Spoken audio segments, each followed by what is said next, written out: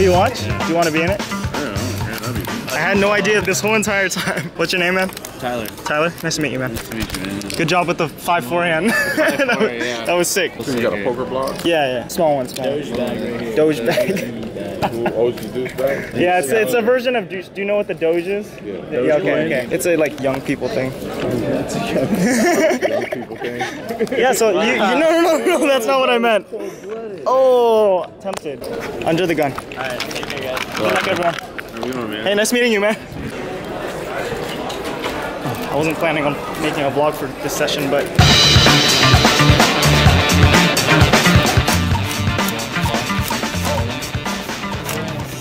Thank you. We have a special guest for this vlog, who you've actually seen before. If you remember from the second episode, the Treasure Island episode, there was this person who I said I knew in middle school and high school, and his initials were E.T. Oh, how's it going, dude? Hey, I heard. Good thing. You made me think. We'll play when we're back in AC, yeah? And this is him, Evan Tom.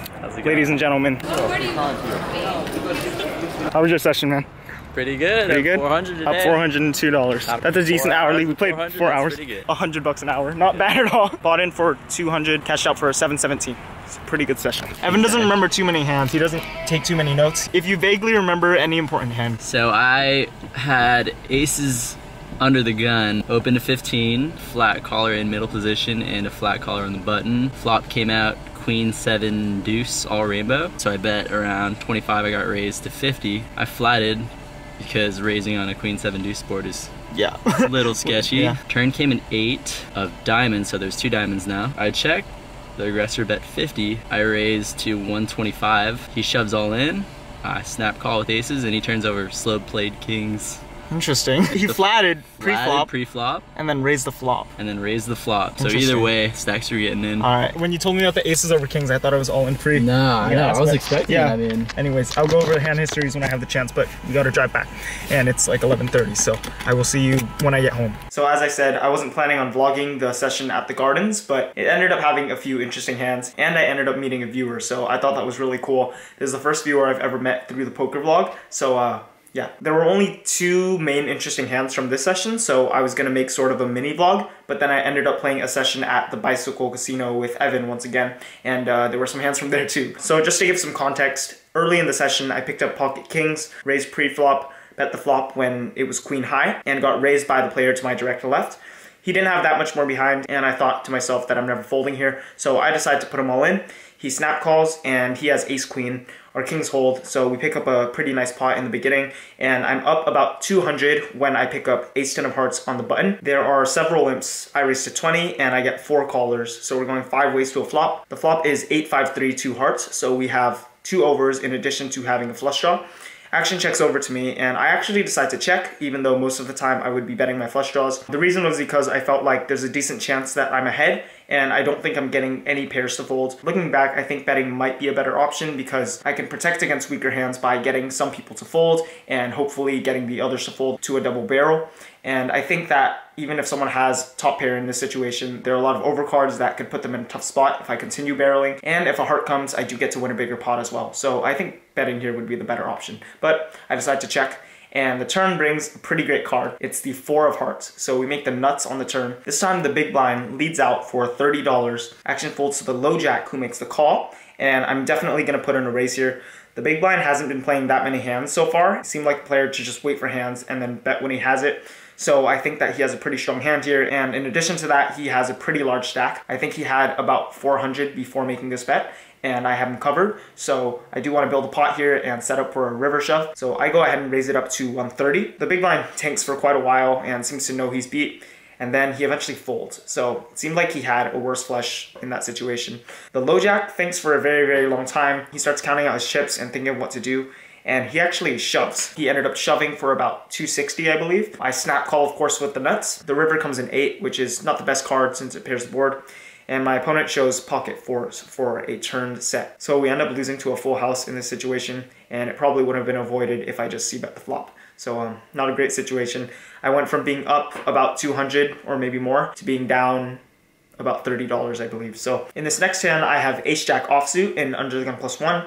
I decide to raise it up to $15 and once again get 4 callers. So 5 ways to a flop, which comes 5, 6, queen, all spades. I do have the jack of spades, so I am drawing to a flush. Action checks over to me and I decide to bet here. I lead out for $45 and the big blind, who is the same player who doubled through me in the previous hand, ends up making the call. The turn is the king of clubs. The big blind checks once again. I decide to continue telling the story here. I pick up a gut shot for what it's worth, and I do have the jack of spades. I figured I could get a queen to fold here. He could have 1 spade in his hand, just like I do. So I go ahead and shove for $123, and the big blind pretty quickly calls, but doesn't look too thrilled. So chances are we're gonna need some help here, which comes on the river, which is the 3 of spades. So we make a flush.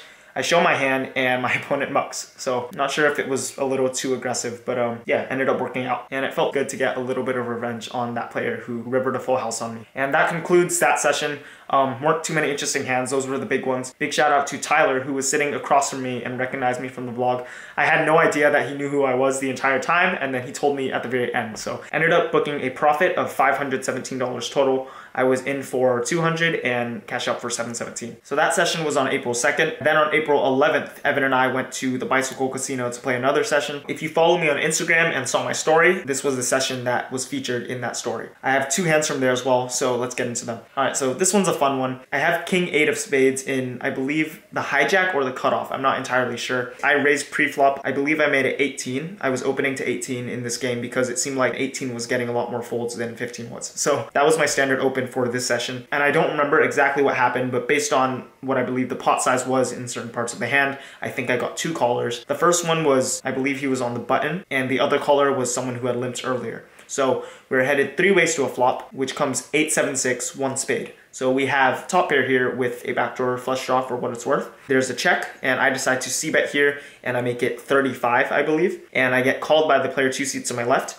and the other player folds. So just a background on my opponent, he had been calling very often pre-flop, and so far in the session he had almost always called the flop, and then after that it would just depend on the situation. But he seemed to be very call happy. The turn is the jack of spades, bringing in a backdoor flush draw. He has about 130-ish left, so I decided to just put them all in here. Not really sure what the best option is here. I know that a lot of players at 2-3 tend to slow play very strong hands, but some of them will also raise. So I didn't really know what this player would do. He seemed to be pretty passive, but I had seen him take opportunities to bluff when it's checked to him. So just based on that, I think he would have raised very strong hands like 2 pair sets or straights on the flop and called with 1 pair hands or pair plus straight draw combos. So I think there are plenty of worse hands here he might call with, especially since his range was so wide pre-flop. And I think I have plenty of equity against all better hands that he could have. So I decide that if I'm gonna call a shove from him, since I'd seen him bluff before, then I should be the one to shove myself. So that's what I do, and he pretty quickly calls. The river is a spade. I forget exactly what card, but I show my hand and win, and he goes ahead and mucks. So we take this one down. Last hand for this vlog, I am in the cutoff with pocket queens. The under the gun player limps, and the under the gun +1 player raises to 18. This player had been limping or calling most of the time, and when she raises here, I think she has a pretty strong hand, and she seemed to play in a very predictable way post-flop. Either way, I'm going to be ahead here a ton of the time. Action folds to the hijack, who puts out a 3-bet to $60. He had been playing pretty tight the entire session, and I hadn't seen him do anything that crazy, so I felt like he was a pretty decent player. I believe he only had 80 something behind in chips after putting out the 3-bet, and I decided that it's just going to be too weak to fold, and if I just call here, I risk giving the under the gun +1 player, who initially raised, a very good price to continue. She had 280 or so left in her stack, and I wanted to discourage her from calling. So I actually decided to 4-bet my queens, which is not something I would typically do at 2-3, and the reason I did this was to protect against the under the gun +1 player and just try to get it in against the hijack. If he has aces or kings, so be it, but I think he was a pretty solid player and would do this with ace king, king queen, plenty of other worse hands, rather than just 3-betting queens plus, like many players at these stakes do. So I go ahead and put out a pretty big 4-bet to $220.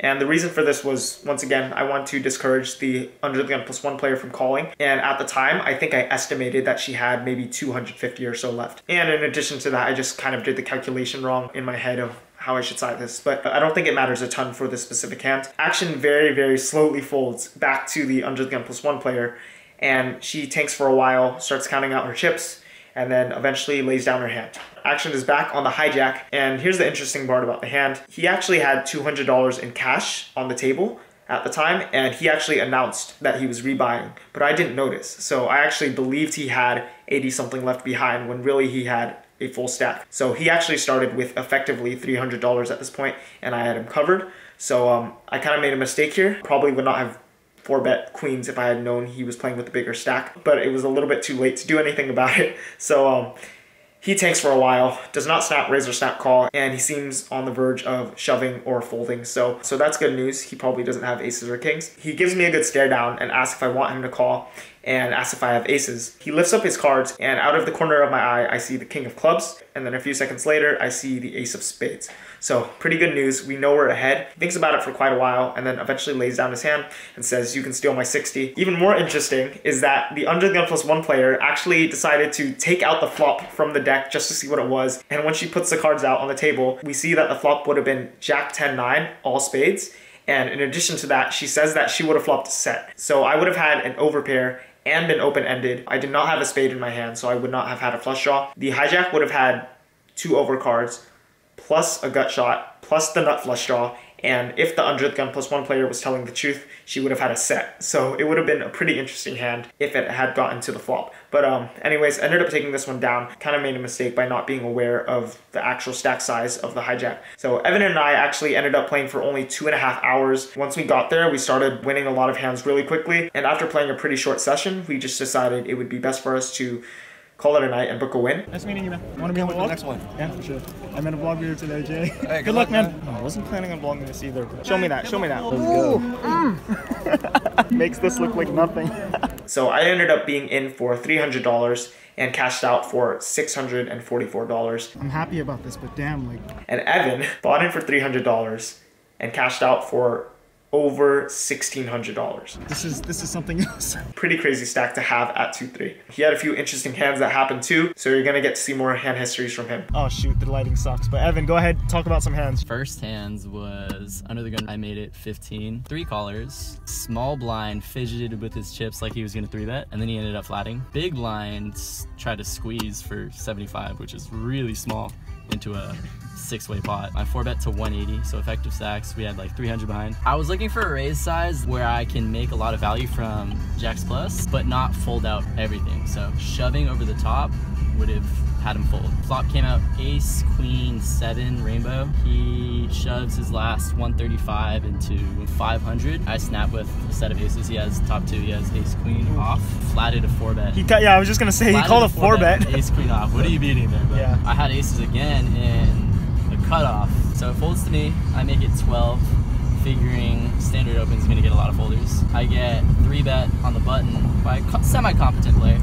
He makes it 35. Folds back to me. I flat for deception. Flop comes out Jack, 8, 6, 2 spades. I check. He bets 40. Turn comes 8 of clubs. I check. He bets 55 with about 200 behind. So I shove all in, trying to rep spade draw. He tanks for like 5 minutes. Jeez. Flips a coin and calls, thinking he has. He puts me on a combo draw. Once he says he has an overpair, I flash my aces and we're good. We're stacking for about 400 bucks. Nice. So that put me up to like 1100 already. So I had 7 deuce of clubs. Oh god, this is the 7 deuce fun of one. clubs on the button. So you got a limp under the gun. Under the gun +1 makes it 10. I've been crushing the whole time and I've been super friendly. So I asked the lady that raised if she wanted action. She said she did, so I called 7 deuce of clubs. Flop came out, ace queen 5, 2 clubs. Checks to me, I bet 21 in a 40. I get check raised to 50. This player had about 150 behind. The turn came at 10 of clubs. So I made my flush. He bets 40. I shoved all in. He calls with a set of 5s. So he flopped a set of 5s. Then he called and he's super pissed. And river blank. Yeah, river blank. I wrecked him 7 deuce. Yeah. As you can see, I'm wearing different clothes. I forgot to film a proper outro for this vlog. So that is it for today's vlog. As always, I welcome all your feedback. So please let me know if you would have played any of these hands differently. And I will see you in the next vlog. Hopefully it won't take me a month like it did for this one. Thanks for watching.